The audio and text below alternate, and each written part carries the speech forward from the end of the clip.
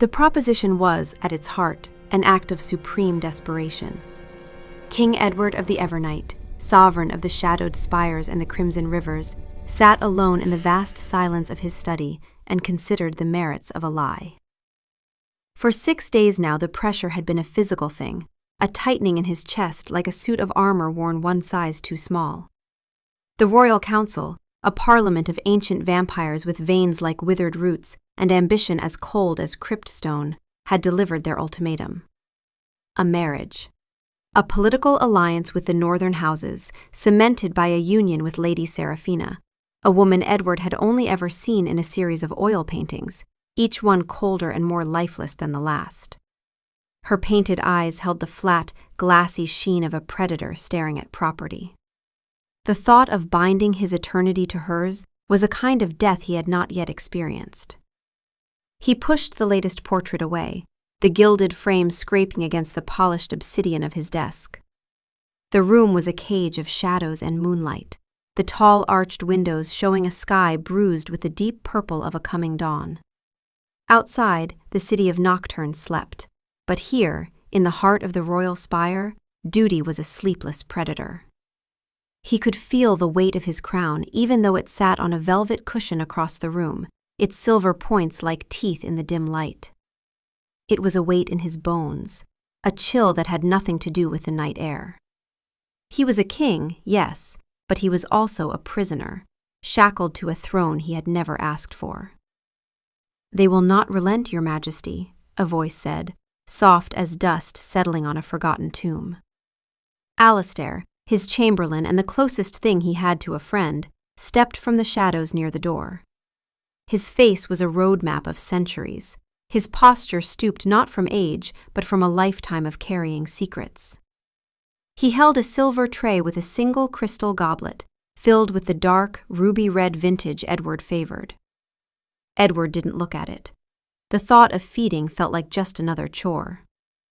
"They speak of stability, of strengthening our bloodlines," Edward murmured, his voice rough from disuse. "What they mean is power. Valerius wants his hand on the northern trade routes. Isolde wants her niece in the palace. It has nothing to do with me." "It is never about the man, Your Majesty," Alastair said, his tone gentle but unsparing. "Only the crown he wears." He placed the goblet on the desk. "The blood moon ball is in 3 weeks. They expect you to announce your betrothal then. Lord Valerius has already begun drafting the marriage contracts." Edward finally looked up, and the exhaustion in his ancient eyes was profound. "Then I am out of time." He ran a hand through his dark hair, the gesture utterly human, utterly weary. "I will not do it, Alastair. I will not chain myself to a political maneuver. This isn't a life, it's a transaction." Alastair was silent for a long moment, his gaze thoughtful. He moved to the window, looking down at the sleeping city below. "Then perhaps," he began, his voice barely a whisper, "we must engage in a transaction of our own." Edward frowned. "What are you suggesting?" "The council desires a union. They desire the appearance of stability, of a king settling his future. They believe you are adrift, unmoored. A queen, they think, will be an anchor." Alastair turned back, his dark eyes shrewd.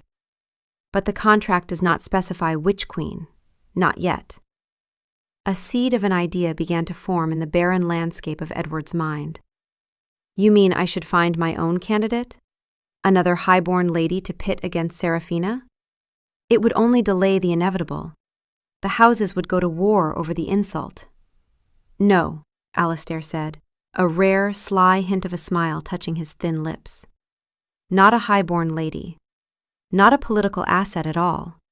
I am suggesting a diversion, a story, a romance so sudden, so compelling that it disrupts their plans entirely." He paused, letting the words hang in the air. "You arrive at the blood moon ball with a woman on your arm. A woman no one knows. A mysterious noble from a distant, forgotten bloodline. You are utterly besotted. In love. The council cannot force you to break a love match for a political one without looking like tyrants. It would buy you time. Months, perhaps even a year. Edward stared at him, the audacity of the plan a sudden shock to his system. A lie, he breathed. You want me to stage a courtship? I want you to protect your crown and your sanity, Alastair corrected gently. It would require an actress of considerable skill, someone believable, someone who would not be recognized, and someone who would not be a threat. Someone who would understand the terms and disappear when her role is complete. The king leaned back in his chair, the leather groaning in protest. The idea was mad. It was reckless. It was a deception on a scale that could shatter the fragile peace of his court. But it was also a lifeline.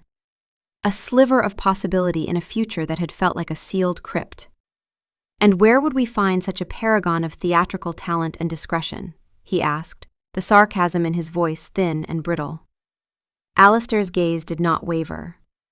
There is a tavern in the lower district, the Crimson Mug, a place of no consequence. I frequent it sometimes to listen to the pulse of the city. He hesitated. There is a waitress there. Her name is Anne. She has a quiet dignity about her, a resilience. She carries herself with a grace that does not belong in such a place. He looked directly at Edward. And I have heard whispers. She is in need. Her younger brother is ill. The treatments are expensive. Desperation, Your Majesty, can be a powerful motivator. And it ensures loyalty for a price. Edward considered this. A commoner. A waitress. The risk was monumental, but the reward was freedom. Time. A breath of air in a room that was slowly suffocating him. He looked at the cold, painted face of Lady Seraphina, then at the empty goblet on his desk. For the first time in weeks, a flicker of something other than resignation stirred within him. It felt like hope, but it was sharper, more dangerous. It was the thrill of a gamble. Find her, he said, his voice firm, the decision made. Bring her to me. We will see if she can play the part of a queen. The air in the Crimson Mug was thick with the metallic tang of cheap blood ale and the smell of damp stone and regret. It clung to Anne's clothes, her hair, the weary lines around her eyes. She moved through the boisterous crowd with an economy of motion born of long practice, her tray held high, her expression a careful mask of neutrality. Another shift was ending, the darkness outside finally deepening to the true black of the hours before dawn. Her feet ached, a dull, persistent throb that had become a familiar companion. Her back was a knot of tension. But it was the ache in her chest that was the heaviest. Every coin she earned, every drop of spilled ale she wiped from the scarred wooden tables, was for Leo, her brother. His cough had been worse this week, a dry, rattling sound that echoed the fragility of his waning life. The apothecary's tinctures were a drain, a constant sucking wound in her meager earnings. The specialist in the upper city had mentioned a new treatment, a transfusion of purer, older blood that might bolster his strength, but the cost was astronomical. It was a sum so vast she couldn't even properly imagine it, a mountain she could never hope to climb. So she worked, and she worried, and she pasted a polite smile on her face for patrons who saw her as nothing more than a pair of hands to bring them their next drink. She was clearing the last of the mugs when the tavern fell silent. It was not a gradual quieting, but a sudden, sharp cessation of all noise, as if a giant hand had clapped over the mouth of the room. The raucous laughter, the drunken arguments, the clatter of mugs, all gone. Anne looked up, her hand frozen in midair. Framed in the doorway were two figures.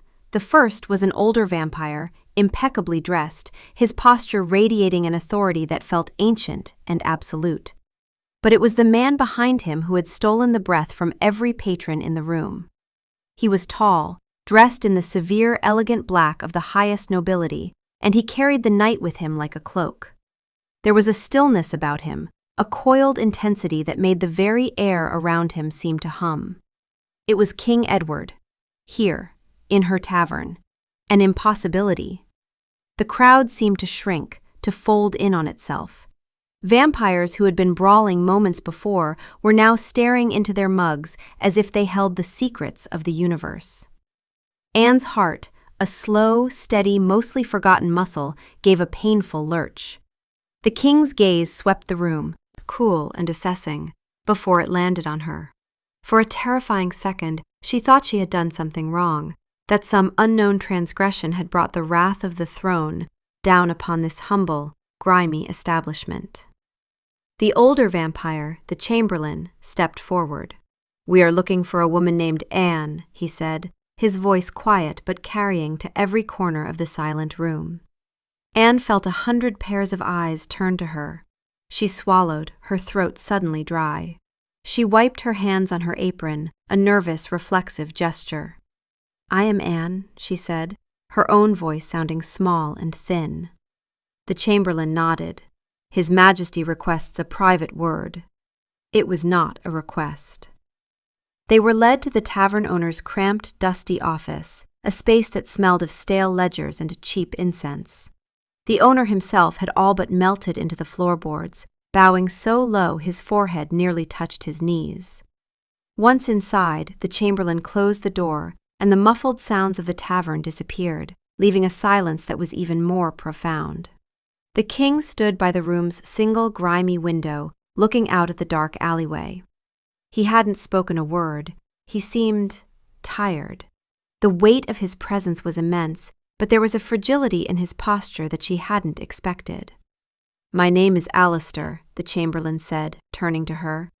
"This is a delicate matter, and I must ask for your complete discretion." He paused, his eyes searching her face. "We have a proposition for you. A temporary role to play. It would require you to accompany His Majesty to the upcoming Blood Moon Ball." Anne stared at him, bewildered. "A role? I don't understand. I'm a waitress." "Precisely," Alistair said. "You are unknown, unconnected. That is your primary asset." The king finally turned from the window. His eyes were a startlingly clear, pale gray, like a winter sky, and they held a deep, ancient sadness. "I require a companion for the evening," he said, his voice a low baritone that seemed to vibrate in the small room. "Someone who can portray my paramour, my betrothed." Anne's jaw nearly dropped. This was beyond madness. "You want me to pretend to be your fiancé? Why?" "My reasons are my own," the king said, his tone clipped and formal. "They are matters of state. Your role would be to attend the ball, to appear devoted to me, and to convince my court that our connection is genuine. In return for this one night of service, you will be compensated." Alistair slid a heavy velvet pouch across the desk. The clink of coins was deep and resonant. "This is an advance. The full sum will be paid upon the successful completion of your duties. It is enough," he added, his gaze pointed, "to secure the finest medical care in the city for many years to come." The breath left Anne's body in a rush. The finest medical care. For Leo, the mountain she could never climb, a path had just been cleared to its summit. But the cost was this insane, terrifying masquerade. To stand beside the king, to lie to the entire vampire aristocracy, she could be executed for less. She looked from Alistair's shrewd face to the king's impassive one. She saw the cool command in his eyes, but beneath it, she saw something else. The same thing she had seen in her own reflection many times. Desperation. He was trapped, just as she was. Their cages were made of different materials, his of gold and expectation, hers of poverty and fear, but they were cages nonetheless. "Why me?" she asked, the question a genuine whisper. Edward's gaze softened for a fraction of a second. "Alistair believes you possess a certain authenticity, that you are a poor liar, and therefore, if you commit to a lie, you will be utterly convincing." It was a strange, backhanded compliment, but it struck a chord of truth. Anne thought of Leo, of his pale face, his rattling breath. She thought of the endless nights of work, the bone-deep weariness, the hopelessness that was her constant companion. This was a risk, a terrible, life-altering risk. But what was her life, truly? A slow, grinding march toward losing the only person she had ever loved? This offer wasn't just money. It was a chance. It was hope, wrapped in a terrifying disguise. She reached out and placed her hand on the velvet pouch. The weight of the gold was real, solid, tangible. She looked the King of the Evernight in the eye. "I accept," she said, her voice clear and steady. "Tell me what I need to do." The lessons took place in a disused wing of the palace, a series of rooms draped in dust cloths and smelling of faded potpourri and time. It was a liminal space, belonging neither to the public grandeur of the staterooms nor the private reality of the royal chambers.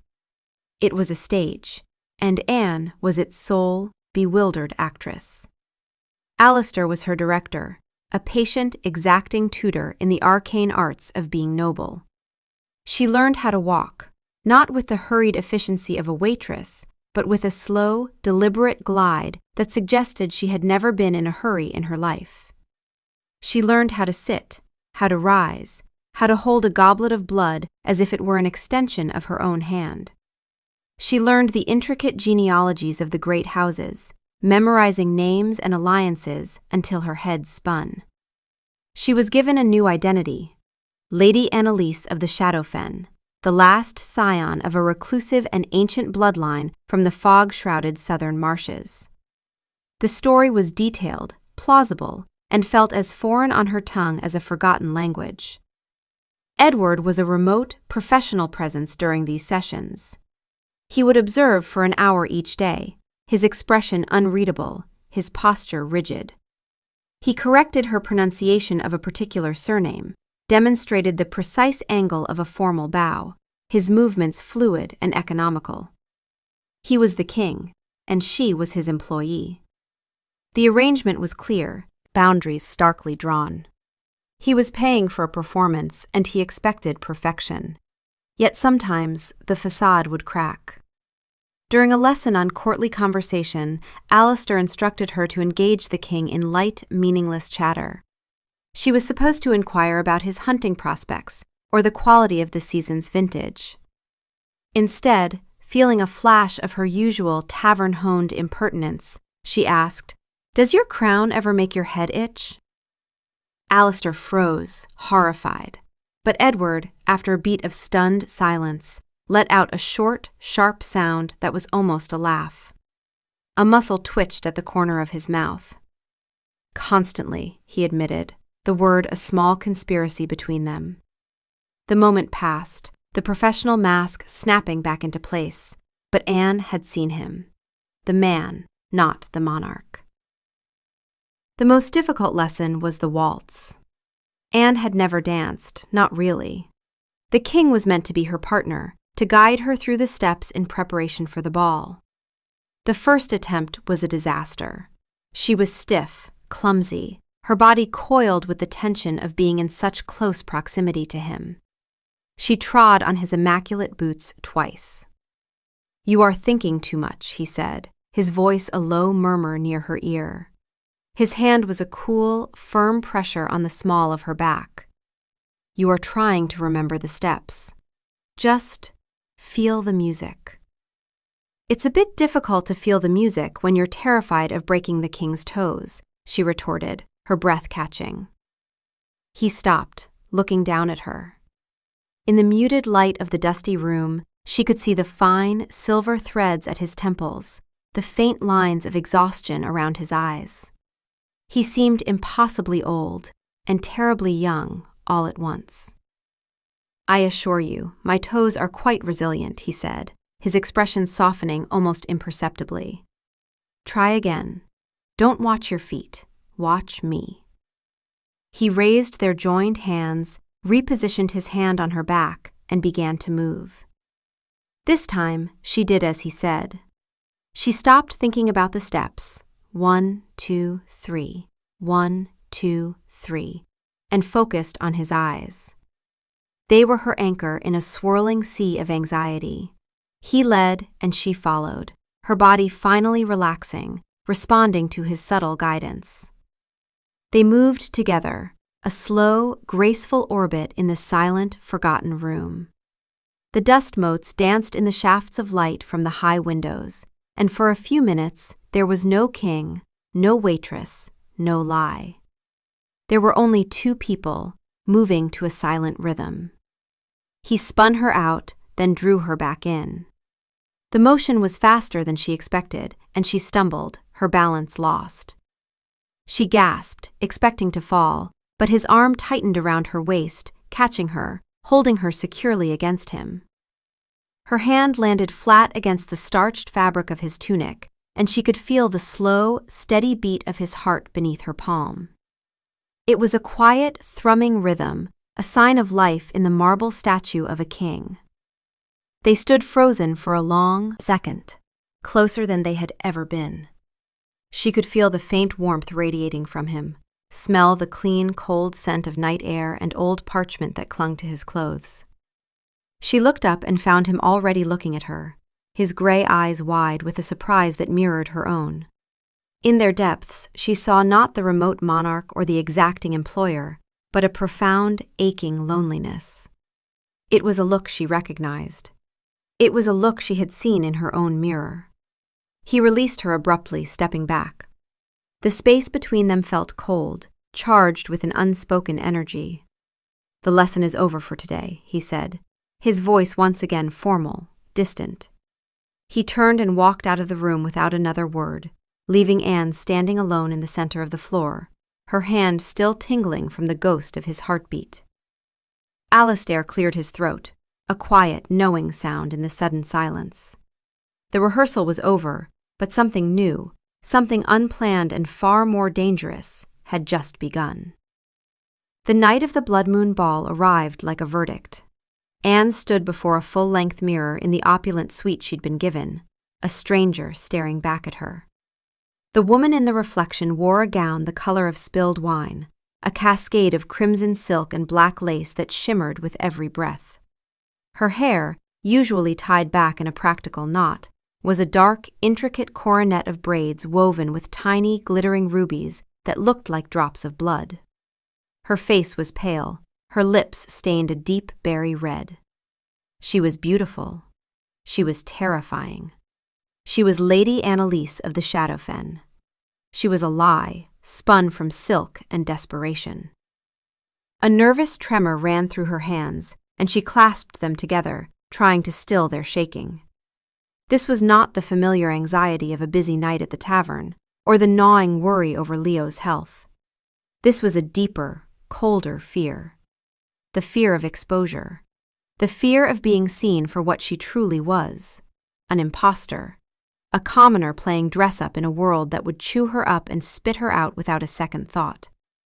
She was an actor about to step onto a stage, but the audience was a pack of wolves, and she had forgotten all her lines. There was a soft knock on the door. "It is time," Alastair's voice called. She took one last, deep breath, trying to draw on some hidden reserve of courage.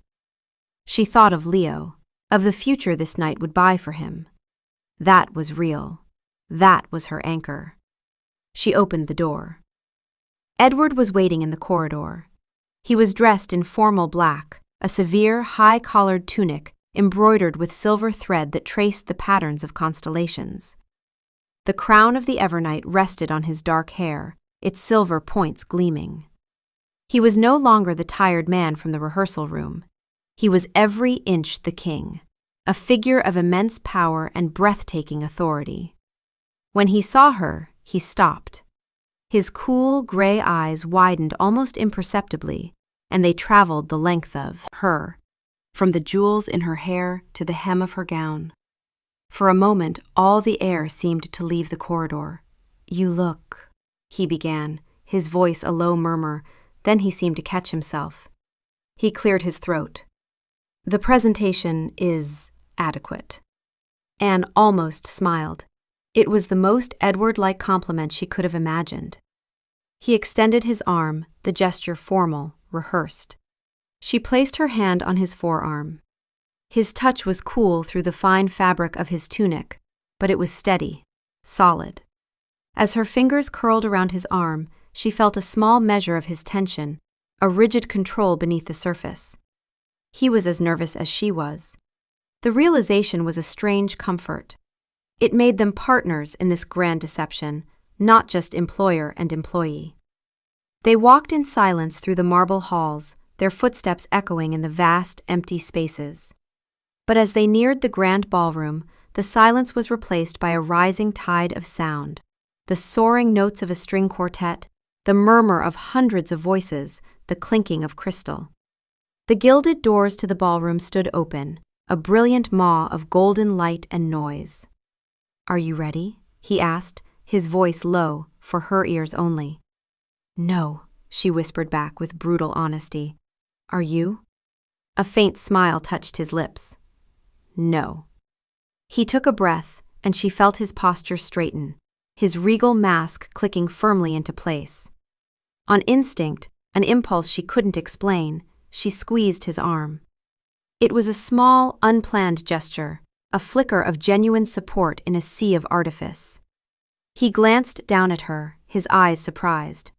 And in them, for a fleeting second, she saw a flicker of something she could only describe as gratitude.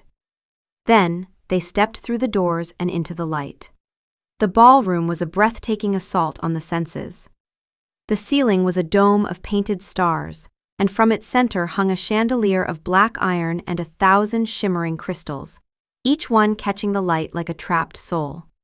The air was heavy with the scent of night-blooming jasmine and the expensive, cloying perfume of ancient bloodlines.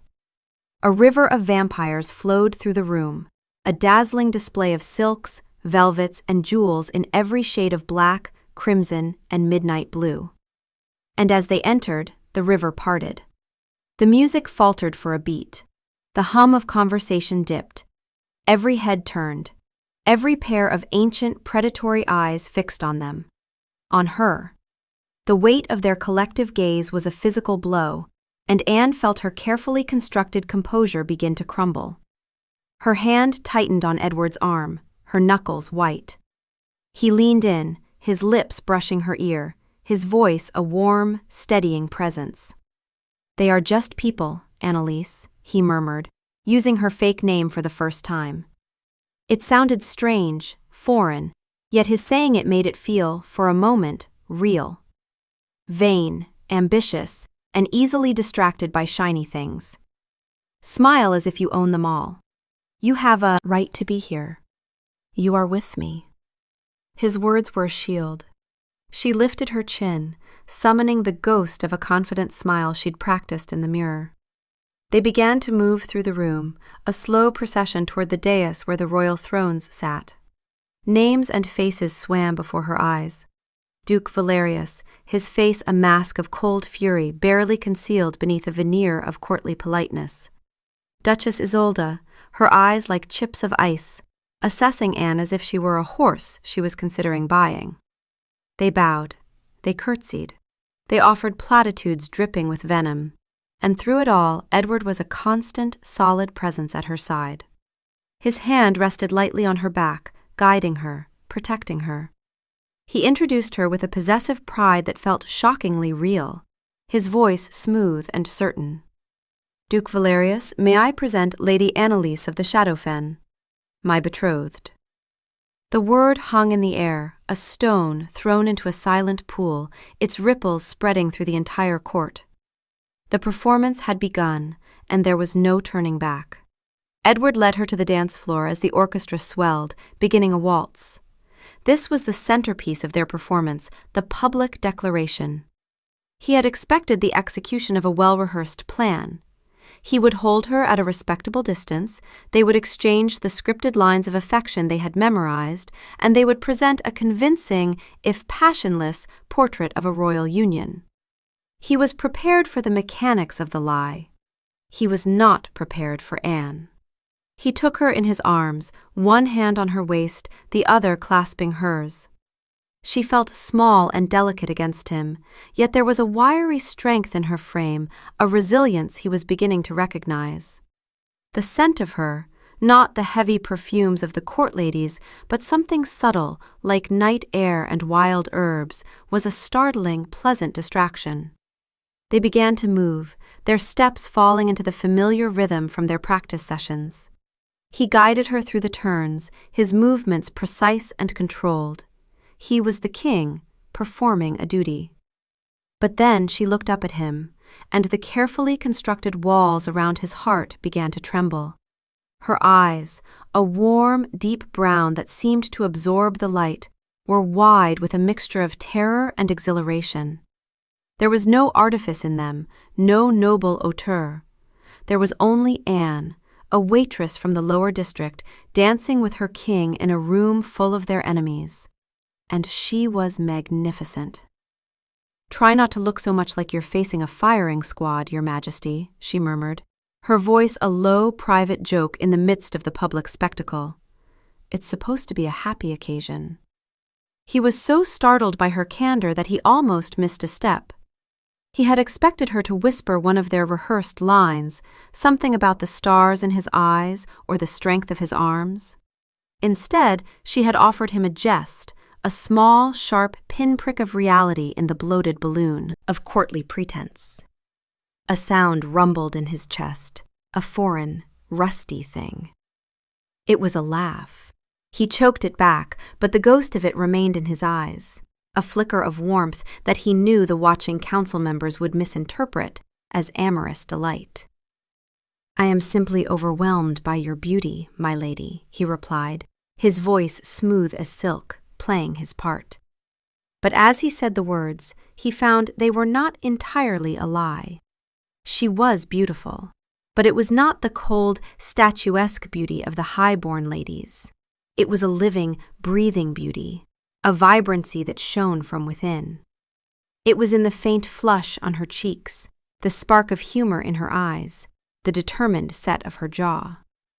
They continued to dance, a silent orbit in the center of the glittering galaxy of the court. He was acutely aware of the eyes on them, particularly the cold, calculating gaze of Lord Valerius. He knew he should be focused on the political implications, on the success of their ruse. But his focus had narrowed to the woman in his arms. He watched the way the crimson jewels in her hair caught the light as she turned. He noticed the slight, nervous tremor in the hand he held, and he tightened his grip, a reflexive, protective gesture. They were supposed to be performing, but the performance felt less and less like acting. The lines between the role and the reality were blurring, dissolving in the heat of the ballroom, and the surprising, undeniable connection he felt with her. "The Duchess Isolde looks as though she's just swallowed a lemon," Anne whispered, her eyes twinkling with mischief as they swept past the glowering Duchess.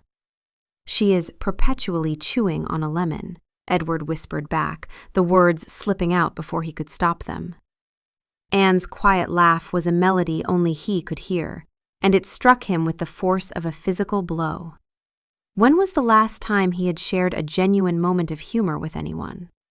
When was the last time he had felt anything other than the crushing weight of his obligations? He was not performing anymore. He was not the king, and she was not the hired actress. He was just a man, dancing with a woman whose wit was as sharp as her eyes were kind. A woman who, in the space of a single dance, had made him feel more real than he had in a century. The waltz ended, but he was reluctant to let her go. He held her for a moment longer than was strictly proper, his hand lingering on her waist. The court would see it as a sign of his deep affection. He knew, with a terrifying certainty, that it was simply the truth.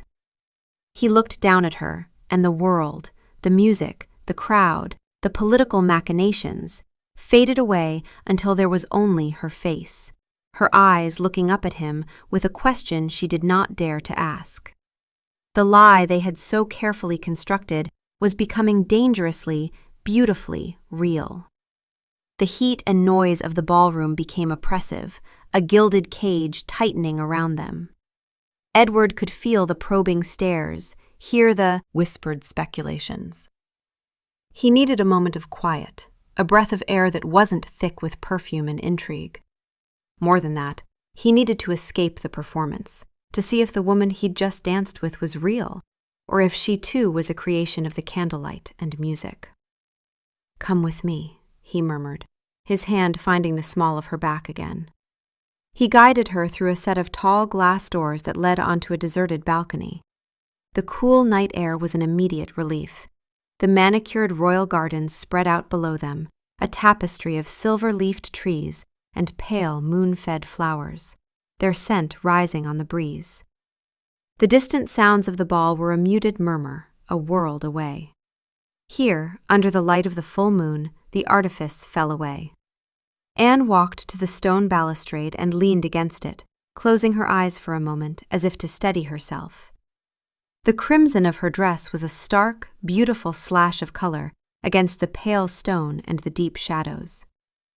"I don't think I've ever been so terrified in my life," she confessed, her voice soft, stripped of the practiced confidence of Lady Annalise. "I kept waiting for someone to point at me and shout that my dress was rented and my jewels were fake." "The jewels are real," Edward said, moving to stand beside her. He kept a respectful distance, but he could feel the warmth of her, a stark contrast to the cold stone. "And no one would dare." "They would if they knew the truth." She looked at him, her expression vulnerable. "Thank you. In there, you were a very good anchor." "We are partners in this deception," he said, though the words felt hollow now. This felt like something else entirely. "It is in my best interest to ensure you do not drown." He paused, then added, his voice quieter. "You were magnificent."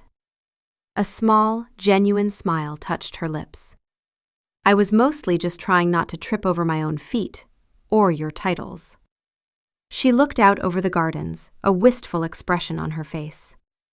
"It's beautiful, all of it, but it doesn't feel real. It feels like a story someone else is living." "It often feels that way to me, too," he admitted, the confession startling him with its honesty. He never spoke of this, of the profound, crushing loneliness of his position.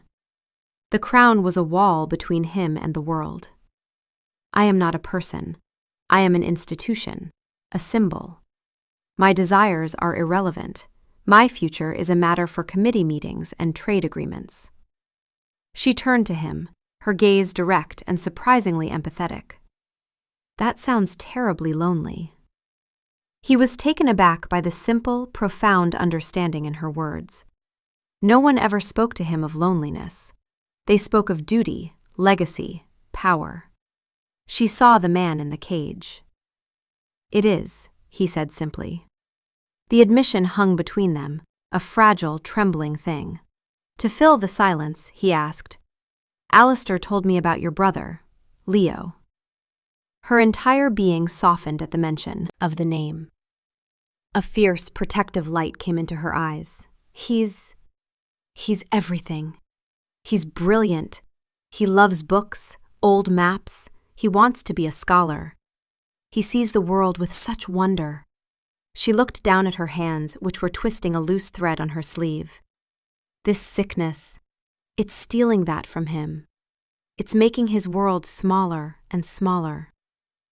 She looked up at him, her eyes shining with unshed tears. "The money you gave me, it's not just for medicine, it's for him. It's for his wonder. So thank you."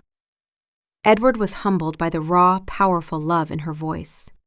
It was an emotion so pure, so selfless, it felt like a foreign concept in his world of calculated alliances and veiled threats.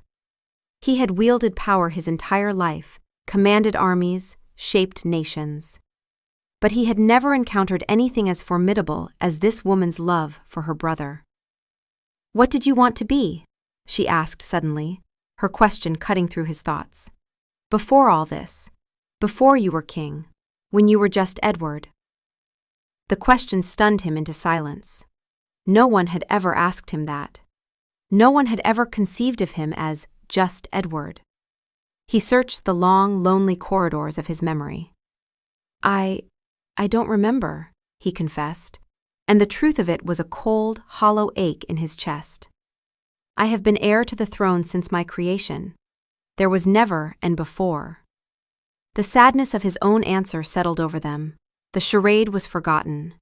The ball, the council, the lie, all of it faded into the background. Here on this moonlit balcony, they were just two people, sharing a moment of unexpected, terrifying vulnerability.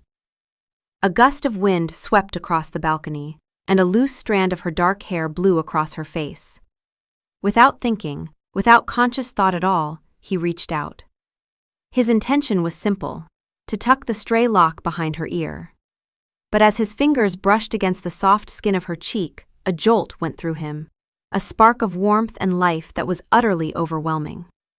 It was a simple, human touch, but it felt more profound than any royal decree, more real than any crown. She flinched, not in fear, but in surprise. Her eyes widened, her breath catching in her throat. He saw his own shock reflected in their dark depths. The air crackled between them, thick with unspoken things. He snatched his hand back as if burned, and she took a half step away. The spell was broken.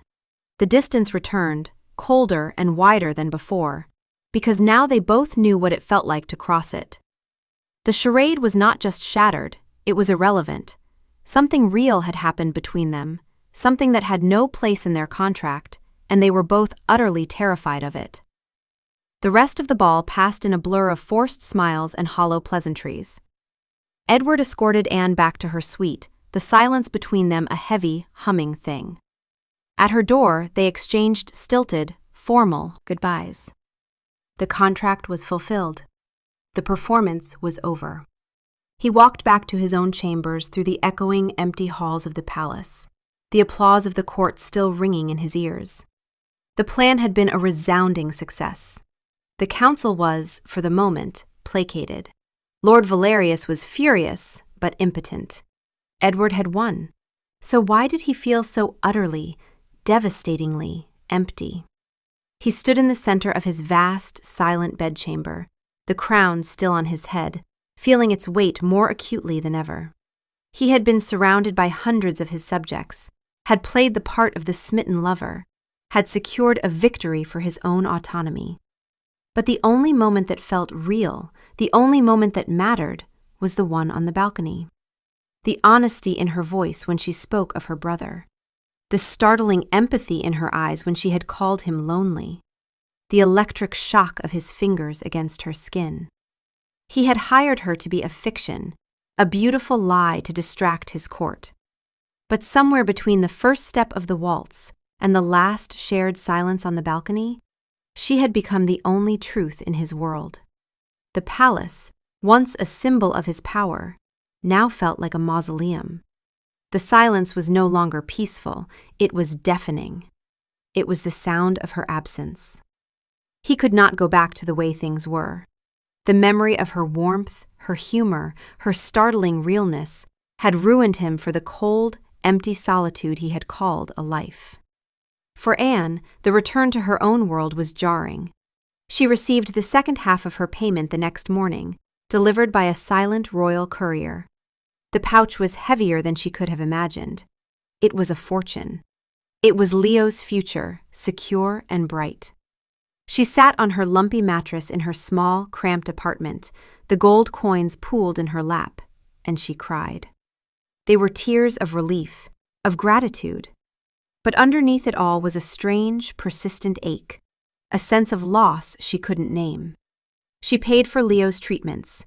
She watched, day by day, as the color returned to his cheeks, as his rattling cough subsided, as the light of wonder returned to his eyes. She had done it. She had saved him. This was everything she had ever wanted. She should have been happy. But a part of her felt as though it had been left behind on that moonlit balcony, trapped in a moment that was too real to be forgotten. She went back to work at the Crimson Mug. The noise, the smells, the demanding patrons, it was all blessedly, painfully familiar. The ball had been a dream, a fairy tale with a contractual end date. She tried to forget the feel of his hand on her back, the surprising sadness in his eyes, the jolt of his touch. She tried to forget the king. 3 days later, he walked into the tavern. It was the middle of a slow afternoon. The place was nearly empty. He did not arrive with a royal entourage or the imposing presence of his chamberlain. He came alone. He wore simple, dark clothes, no crown, no sigils of office. He looked younger, less burdened, and utterly out of place. He hesitated in the doorway, his gaze scanning the room until it found her. Anne, who was wiping down the bar, froze, the rag still in her hand. Her heart gave that same painful lurch it had the first time she'd seen him. He walked over to the bar, his movements stiff and uncertain. He looked like a man who had never had to approach anyone in his life, who was used to the world coming to him. "Hello, Anne," he said, his voice quiet. "Your Majesty," she breathed, automatically starting to curtsy. "No," he said quickly. "Please, just Edward." He gestured vaguely at the empty stools. "May I?" She nodded, numb. He slid onto a stool, his long legs looking cramped in the small space. He looked around the tavern, at the cheap wooden tables and the dusty bottles, with a kind of detached curiosity. An awkward silence stretched between them. "What can I get for you?" she finally asked, her voice sounding unnaturally formal. I don't know," he admitted, looking at the grimy taps. "What do you recommend?" "The blood ale is cheap and will give you a headache," she said, her old bluntness returning without her permission. "I'd stick to the bottled vintage if I were you." A small smile touched his lips. "Thank you for the advice." He cleared his throat, his gaze dropping to his hands, which were resting on the bar. I wanted to ask you something." He looked up, and the raw vulnerability in his eyes made her breath catch. "I was wondering if you would be willing to take a walk with me, sometime. Not as Lady Annalise, and not as the king, just as you and me." Anne stared at him, her mind reeling. Why?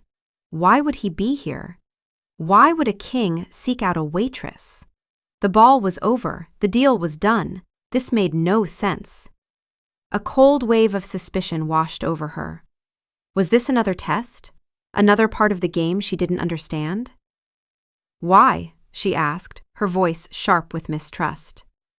He seemed to shrink a little under her gaze, all the royal authority gone, leaving only the lonely man she had seen on the balcony. "Because," he said, his voice low and earnest, "for one night you made me feel real. Not like a king or a symbol, just a man. I haven't felt that way in longer than I can remember. And I find that I miss it. I miss you." His confession was so simple, so painfully honest, it disarmed her completely. She looked into his eyes and saw no deception, no ulterior motive. She saw only the truth. And in his truth, she recognized her own. She had felt it too, that startling, terrifying spark of reality in the midst of the grandest lie of her life. With him, she hadn't just been a waitress or a sister or a performer. She had been seen. The suspicion in her chest melted away, replaced by a feeling that was equal parts terror and hope. This was madness. A king and a waitress? It was a fairy tale, and fairy tales were for children's books, not for grimy taverns in the lower district. But the man sitting in front of her was not a character in a book. He was real, and he was asking for a chance. Slowly, she nodded. "I get off work at moonrise," she said. The smile that broke across his face was like the sun rising in a land that had only ever known night. Their courtship was a secret, whispered in the hidden corners of the sprawling city of Nocturne. Their first date was the walk he had asked for, a meandering journey through the quieter, older parts of the city as the moon climbed the sky. There were no carriages, no guards. It was just Edward and Anne. He was awkward at first, unused to navigating the world without the buffer of his title. He was fascinated by the smallest things, the workings of a street vendor's cart, the sound of a musician playing a mournful tune in a shadowed archway, the taste of the cheap, sweet blood candy she bought from a stall. She, in turn, began to see the man who had been buried beneath the crown. He had a dry, understated wit that emerged when he was relaxed. He was intensely curious, asking her 1,000 questions about her life, about Leo, about her thoughts on everything from architecture to the migratory patterns of shadow bats. He listened with an attentiveness that made her feel as if she were the most interesting person in the world. He was not just looking at her, he was seeing her. They met in a dusty, forgotten bookstore that smelled of decaying paper and forgotten stories, spending hours in a quiet corner, reading passages to each other from ancient poetry. He took her to the highest, most inaccessible rooftop of the royal spire one night, a place even the guards did not know, and they watched the sleeping city spread out below them like a carpet of dark jewels. In these stolen moments, the vast gulf between their worlds seemed to shrink until it was nothing more than the space between their hands. He told her about the pressures of his rule, the constant political maneuvering, the weight of a 1,000-year-old legacy.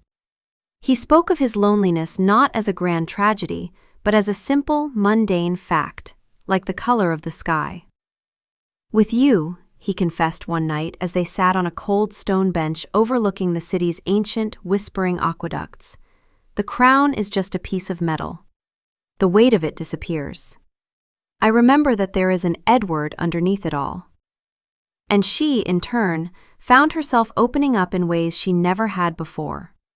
She told him about her fears for Leo, but also her dreams for him. She spoke of the bone-deep weariness of her life, but also the small joys she found in it, the satisfaction of a perfectly poured drink, the rare beauty of a sunrise after a long shift. "With you," she admitted, her voice barely a whisper, "I don't feel like I'm constantly fighting for something.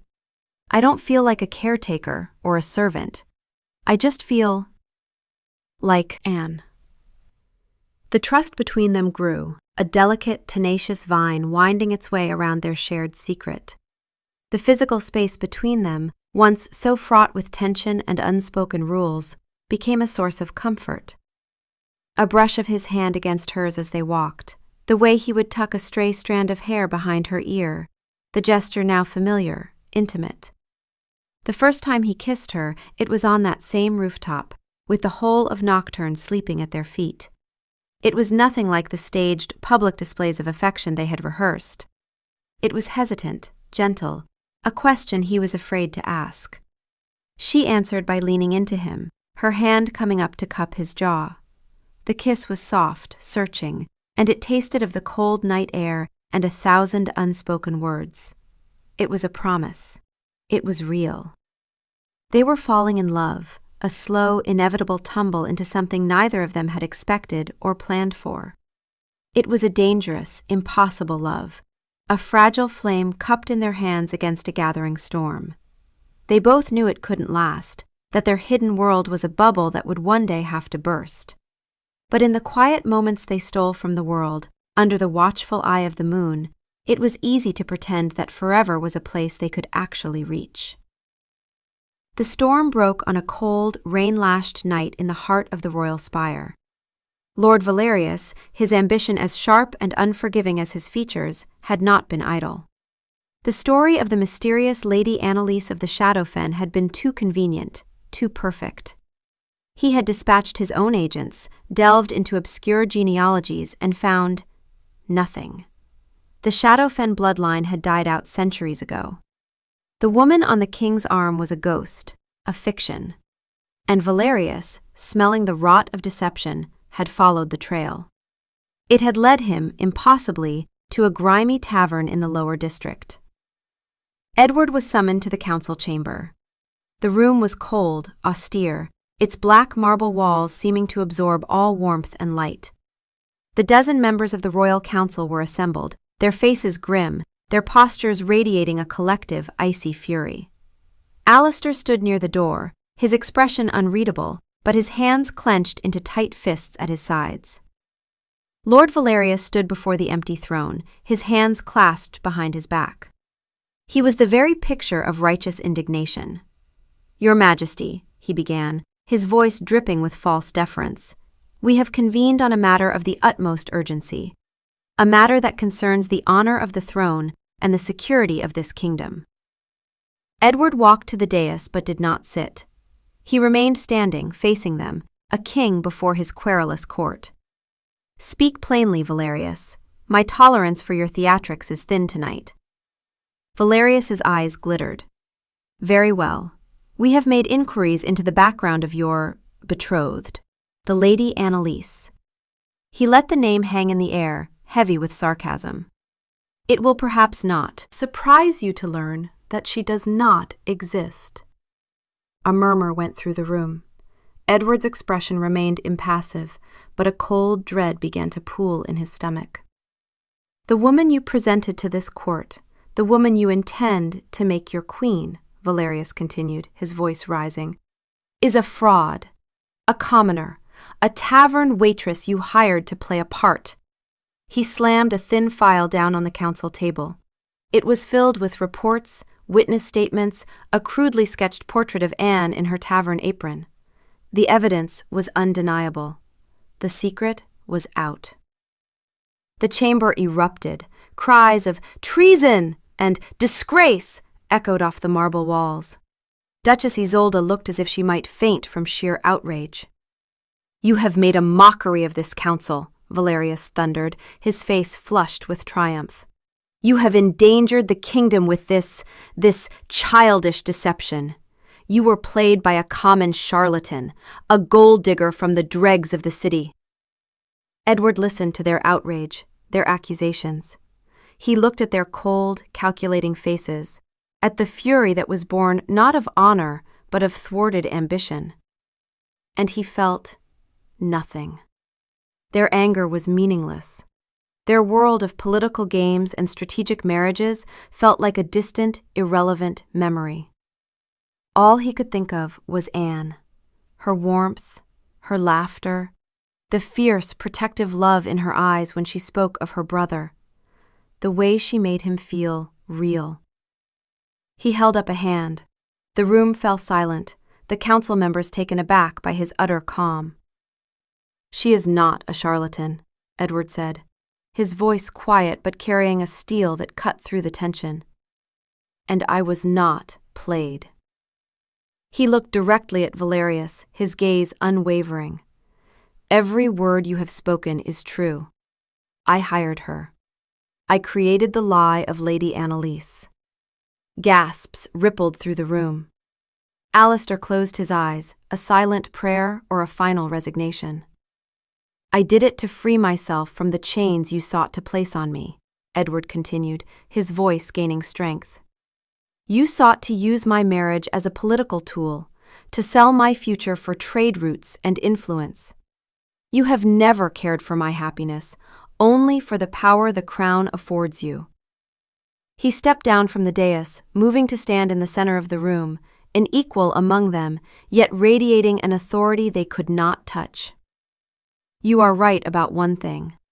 It began as a deception, a business arrangement. But it became something else." He thought of their secret walks, of the shared laughter in the dusty bookstore, of the kiss on the rooftop. "Her name is Anne," he said, the name a shield and a banner. "She is not a lady of noble blood. She is a waitress. She is also the most honorable, courageous, and compassionate person I have ever known. She has more integrity in her little finger than this entire council possesses." He swept his gaze across their stunned faces. "You accuse me of disgracing the throne, but the real disgrace would be to bow to your demands. The real disgrace would be to sacrifice a love that is true and real for a union that is hollow and political." "This is madness," Valerius sputtered. You would choose a commoner over your duty? Over your kingdom?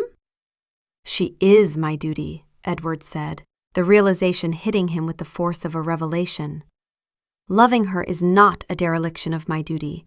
It is the fulfillment of it, because she has reminded me what it means to be more than just a crown. She has reminded me how to be a man. He looked at Valerius, his eyes blazing with a power that had nothing to do with his title. The arrangement with Lady Seraphina is cancelled. The matter is closed. I have made my choice.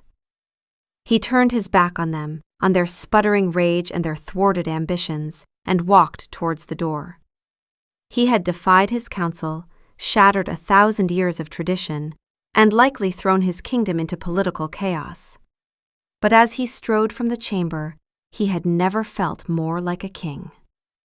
The rumors reached the lower district like a foul smog, whispered in alleys and shouted on street corners. The king's betrothed was an impostor, a commoner, a tavern girl. Anne heard them at work, her hands shaking so badly she dropped a tray of goblets, the sound of shattering crystal echoing the breaking of her heart. They knew. Everyone knew. She fled the tavern, running through the winding streets to the fragile sanctuary of her apartment. She locked the door, leaning against it, her breath coming in ragged sobs. It was over. Of course it was over. It was always going to end this way. She was a fool to have believed, even for a moment, that a fairy tale could be real. She braced herself for the inevitable. At best, she would be cast aside, a forgotten embarrassment. At worst, the royal guard would come for her, to silence the king's mistake permanently. She waited for hours, watching the shadows lengthen in her small room, each footstep in the corridor outside a new spike of terror. When the knock finally came, it was soft, hesitant, not the heavy fist of a guard. She opened the door a crack. It was him, Edward. He stood in the dim hallway, his hair damp from the rain, his face pale and drawn. He wasn't wearing his crown, but he wore a look of fierce, unwavering determination. "May I come in?" he asked softly. She opened the door wider, and he stepped inside, filling her small room with his presence. He looked at her, at the fear and misery on her face, and his own expression crumpled with regret. "Anne, I am so sorry," he began. "I never wanted this to happen. I never wanted to expose you to this." "It's all right," she said, her voice a hoarse whisper, wrapping her arms around herself. "I knew the risks. The contract is over. You don't have to apologize." She couldn't meet his eyes. "You should go, before someone sees you here." "I'm not leaving," he said. He took a step, closer, and she flinched back. The movement, small as it was, seemed to wound him more than any sword. "They know everything, Anne. The council. I told them." She finally looked up, her eyes wide with disbelief and a new, sharper fear. "You what? Why?" "Because I was done with the lies," he said, his voice raw with emotion. "I stood before them, and they called you a charlatan, a gold digger. They insulted you. And I realized I would not stand for it. I will not have them speak of the woman I love that way." The words hung in the air between them. The woman I love. "I told them the truth," he went on, his gaze intense, unwavering. "I told them how it started, and I told them what it has become. I told them that I have made my choice." He took another slow step towards her, his hands open at his sides. "I did not come here to end things, Anne. I came to begin them." He was in front of her now, so close she could feel the warmth from his body. He reached out, his hand gently tilting her chin up so she had to look at him. "The charade is over. The lies are done. All that is left is the truth. And the truth is, I love you. I love you more than my crown, more than my kingdom, and I cannot, will not, live my life without you." he took a shaky breath. I am not asking you to be my pretend girlfriend anymore. I am asking you to be my wife, to be my queen. Tears streamed down Anne's face, but they were no longer tears of fear. This was impossible. It was madness. But it was also real. The truth she saw in his eyes was the most real thing she had ever known. The world outside would be furious. The council would plot against them. Their lives would be a constant battle. But in that moment, none of it mattered. She surged forward, her arms wrapping around his neck, and kissed him. It was a kiss of desperation and relief, of fear and fierce joy. It was the end of the fairy tale and the beginning of the story. Days later, she stood beside him in the great throne room. The court was assembled, a sea of hostile, whispering faces. Edward did not dress her in silks and jewels. She wore a simple, elegant gown, but she was unmistakably herself. Anne. He led her to the dais, his hand holding hers, a warm, solid anchor in the storm. He did not address the court with a prepared speech. He simply looked at them, his gaze sweeping over the dukes and duchesses, the lords and ladies. "This is Anne," he said, his voice ringing with a calm, unshakable authority. "She is a woman of no title and no great bloodline. She is also my heart and my conscience. She is your queen." He turned to her, ignoring the gasps and murmurs of the stunned court. He held up a simple silver coronet, unadorned with the massive jewels of state, but beautiful in its elegant simplicity. He gently placed it on her head. It was cool against her skin and lighter than she could have imagined. He leaned in, his lips brushing her ear. "Are you ready?" he whispered. She looked out at the sea of uncertain faces, at the long, difficult road ahead. Then she looked at him, at the love and trust in his eyes. She squeezed his hand. "Yes," she whispered back, "I am." Their hands were linked, no longer a performance for a watchful audience, but a simple, profound truth. A king and a waitress. A love born from a beautiful charade, now more real than any crown, any throne, any kingdom. And together, they faced their new beginning.